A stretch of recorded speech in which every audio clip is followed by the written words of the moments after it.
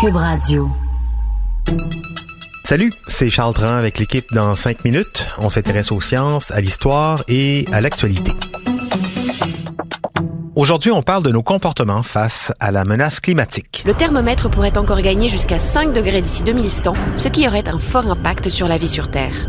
Même dans les scénarios... Tous les jours, on l'entend, on lit, on voit les images d'un monde en train de s'étouffer dans le monoxyde de carbone, des forêts entières qui brûlent comme la Californie, la 6e extinction de masse, les nanopolluants, le climat, tout va mal.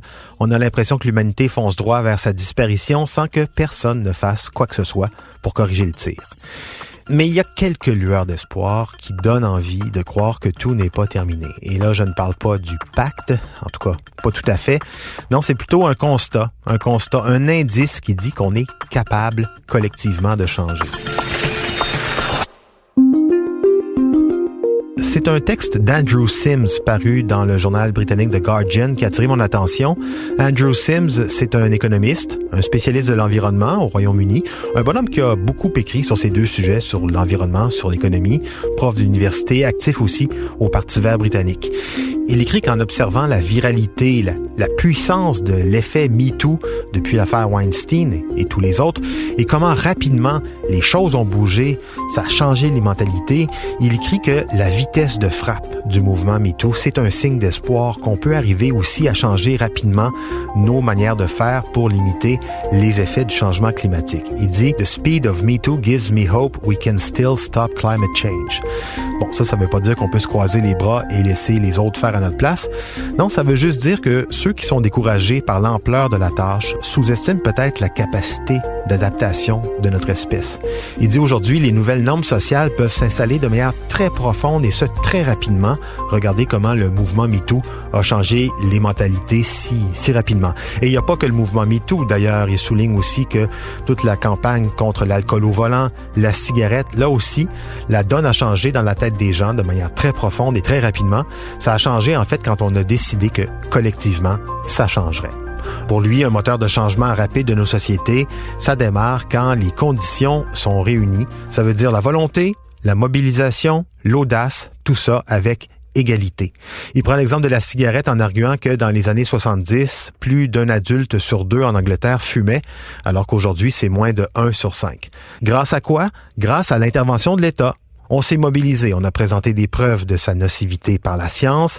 La mobilisation des groupes anti-tabac a fait son travail auprès des autorités et du public. Ça a donné des règles, des lois pour encadrer non seulement la consommation de la cigarette, mais aussi, mais surtout, pour encadrer les pratiques des industriels du tabac. En tout cas, moi j'ai décidé que je fume pas. C'est ma décision. Ça a donné un bon succès contre un produit hautement addictif, fabriqué par des gens qui connaissaient pourtant ses méfaits pour la santé. Or, dit Andrew Sims, les pétrolières comme ExxonMobil savent depuis très longtemps, 1977 en tout cas sur papier, que les énergies fossiles, dont nous sommes très dépendants, menacent le climat. Face à ça, les climato-sceptiques se braquent, mais dans le fond, on sait très bien qui ils sont et ce qu'ils défendent, les lobbies. Suffit là aussi donc de poser des conditions, de sanctionner, ça prend juste du courage. Même chose pour l'alcool au volant, changer les perceptions des gens surtout, hein? Faire comprendre aux gens que les risques sont plus grands, pour soi comme pour les autres. Ils peuvent pas te faire grand-chose, c'est pas si grave que ça. T'es pas un assassin? Non. Je perds mon permis puis j'ai un dossier criminel. C'est pas si grave pour toi, ça? Qu'est-ce que tu vas faire? L'alcool au volant, c'est criminel. Point final. Réglementer, améliorer la sécurité des voitures, ça a contribué aussi à faire diminuer drastiquement la mortalité. Même chose pour les comportements sexuels et le sida, la résistance aux antibiotiques, les boissons gazeuses, la malbouffe dans les écoles. Les mentalités, c'est fait pour être changé, c'est fait pour évoluer. Pourquoi ça serait pas la même chose avec le climat? Surtout qu'aujourd'hui, on a quelque chose qui n'existait pas à l'époque, il n'y a pas si longtemps, un outil excessivement puissant, les réseaux sociaux et leur rapidité à mobiliser beaucoup de monde en même temps.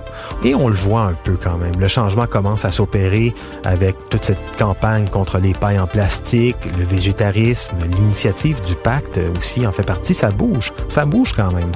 Bien sûr, entre la menace de la cigarette ou de l'alcool au volant et celle du changement climatique, l'échelle n'est pas du tout la même.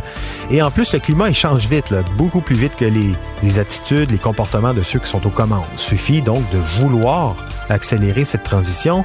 Et Andrew Sims pense qu'on a tout ce qu'il faut pour ça. Et justement, en fouillant un peu plus sur ce monsieur Sims, on découvre qu'il est l'un des fondateurs d'un mouvement Rapid Transition, transition rapide, qui cherche à voir comment on peut changer encore plus rapidement, de manière plus efficace, de manière plus intelligente. Et selon leur conclusion, pour une société, une transition rapide des modes de vie, c'est possible, mais à certaines conditions. D'abord, quand on sait qu'on n'a pas le choix, on s'adapte très bien. Ensuite, quand on sait faire preuve d'audace, on peut être surpris des résultats. Aussi, quand on sait mettre une pression efficace, intelligente sur les politiques, ils nous écoutent. Et finalement, quand les changements sont équitables pour tout le monde, ça change plus vite. Une initiative inspirante. Il y a toutes sortes de mouvements qui s'activent autour de la transition écologique. Allez voir celui-là, en anglais, rapidtransition.org. C'était En 5 minutes.